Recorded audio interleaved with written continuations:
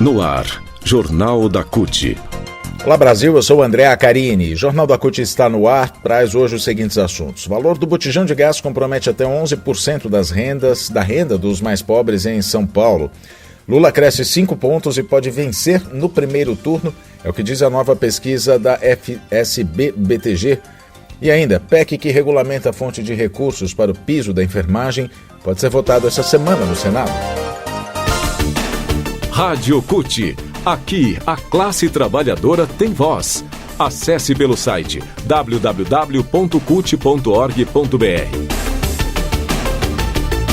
O Jornal da CUT começa falando sobre a economia. O preço do botijão de gás de cozinha, que custa em média R$ 112,70 no país inteiro, mas pode chegar a R$ 160 em algumas cidades, chega a comprometer em até 11% a renda das famílias mais pobres na cidade de São Paulo. O estudo foi realizado pelo Instituto Polis, que levantou preços em 337 pontos de revenda da capital paulista. Se o governo do presidente Jair Bolsonaro mudasse a política de preço de paridade de importação, a PPI, adotada pela Petrobras no governo do ilegítimo Michel Temer, o botijão de gás poderia custar R$ 60, é o que diz o engenheiro da Petrobras, o engenheiro Fernando Siqueira. Ele diz que prova disso são os preços cobrados nos governos do PT. Em 2008, quando Lula era presidente, o botijão custava em média R$ 33 e o gasto com esse item correspondia a 7,95% do salário mínimo. Em 2015, na gestão de Dilma Rousseff, o botijão custava R$ 45 e correspondia a 5,71% do salário mínimo. Hoje um botijão pode consumir até 24%, na verdade, da renda de uma família com um rendimento médio de salário mínimo, de meio salário mínimo de R$ 606. A Vila Carrão, bairro da Zona Leste de São Paulo, é onde as famílias podem pagar mais caro, podem pagar até R$ 145 para comprar o botijão de gás. O levantamento foi divulgado pela colunista Mônica Bergamo, da Folha de São Paulo, e mostra ainda que a alta dos preços impacta de forma mais severa nas famílias lideradas por mulheres com renda de até um salário mínimo ou R$ 1.212. Núcleos familiares que habitam regiões em que a percentagem da população negra é superior à média municipal, hoje é de 37%, também sofrem mais. De acordo com o estudo, o custo do gás não varia de acordo com o padrão de renda da população. Embora os maiores preços estejam concentrados em áreas de maior poder aquisitivo, chegando a custar nessas áreas onde o povo ganha mais, R$ 132,50, nos 2/5 mais pobres da cidade de São Paulo, o preço médio do gás de cozinha é R$ 122,56. Política. Fala sobre eleições 2022. Lula lidera a corrida pela presidência nas eleições deste ano, tem 46% das intenções de voto no principal cenário simulado com 11 pré-candidatos. Se as eleições fossem hoje, Lula seria eleito no primeiro turno, em 2 de outubro, segundo a pesquisa estimulada, quando os entrevistados podem olhar um cartão com os nomes dos candidatos e escolher um deles. No cenário espontâneo, quando o cartão com esses nomes não é mostrado, Lula tem 41% das intenções de voto contra 29% de Bolsonaro. Os dados são da nova rodada da pesquisa FSB-BTG Pactual, divulgados na manhã dessa segunda-feira. E confirmam, inclusive, a pesquisa Datafolha, que a gente falou ontem aqui no Jornal da CUT, né? Foi divulgada na quinta-feira, dia 26, e mostrou que Lula tem 48% das intenções de voto no primeiro turno das eleições, 21 pontos percentuais de vantagem a mais sobre Bolsonaro, que aparece com 27%. Nessa pesquisa que a gente está falando, que saiu ontem, na FSB-BTG, Bolsonaro está em segundo lugar. Enquanto Lula tem 46%, Bolsonaro aparece com 32% das intenções de voto.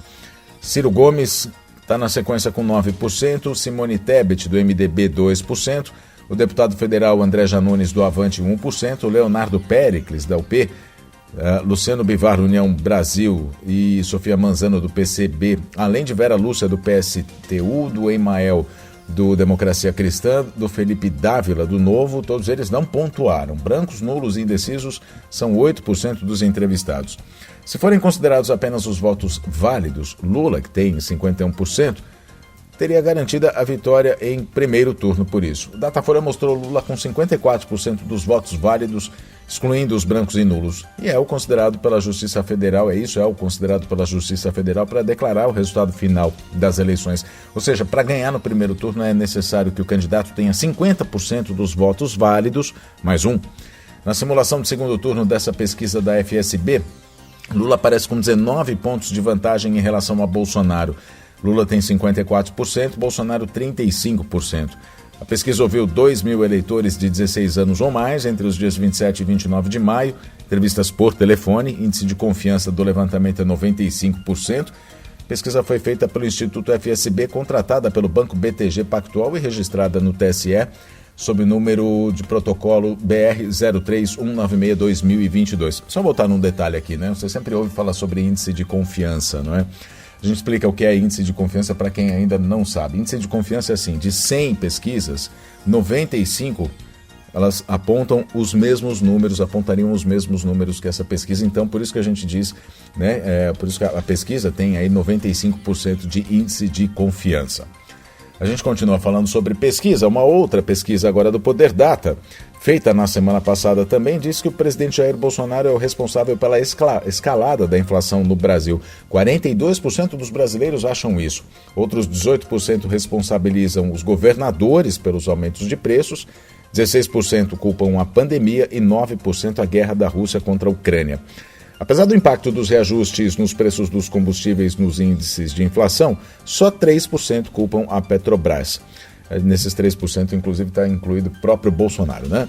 Entre os entrevistados que desaprovam o presidente, 68% consideram Bolsonaro responsável pela disparada da inflação, 26 pontos percentuais a mais do que o verificado na população em geral. Já entre os que apoiam Bolsonaro, 38% citam o conjunto dos governadores como o principal responsável pela alta de preços. Para eles, as medidas restritivas para conter a pandemia, que evitou milhares de mortes, prejudicou a economia. A pesquisa do Poder 360 teve 3 mil entrevistas realizadas por telefone entre 22 e 24 de maio. Foram 301 municípios em todos os estados e no Distrito Federal. A margem de erro calculada é de 2 pontos percentuais para cima ou para baixo, com intervalo de confiança também de 95%.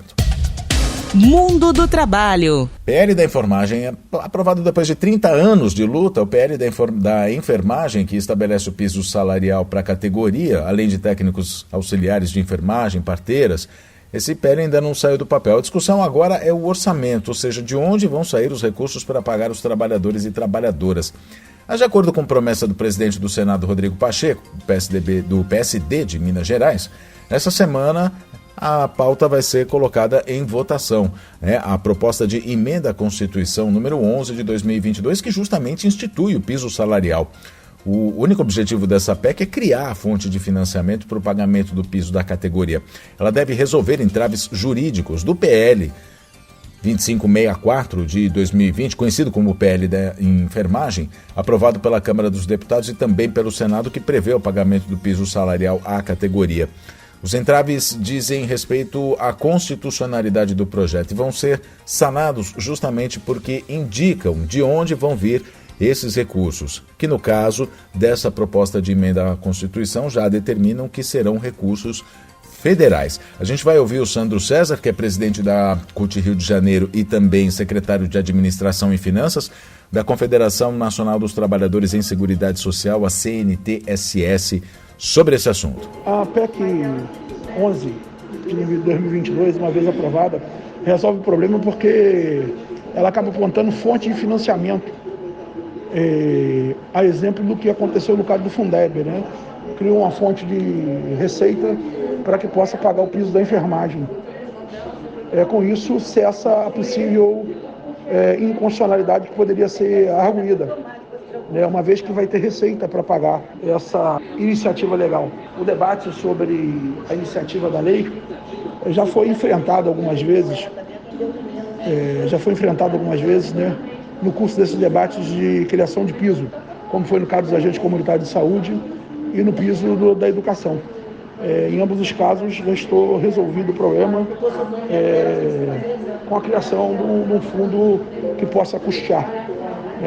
Creio que nesse caso não vai haver problema sobre a chamada reserva de iniciativa, né? Não terá nesse caso específico. A gente ouviu o Sandro César, presidente da CUT-Rio e secretário de Administração e Finanças da CNTS-S, sobre a votação, possível votação da PEC, que regulamenta a fonte de recursos para o PL da enfermagem, que deve ser votada essa semana, então, na Casa, no Senado. O Jornal da CUT fica por aqui. Muito obrigado pela sua companhia. Nós nos falamos na próxima edição. Até lá.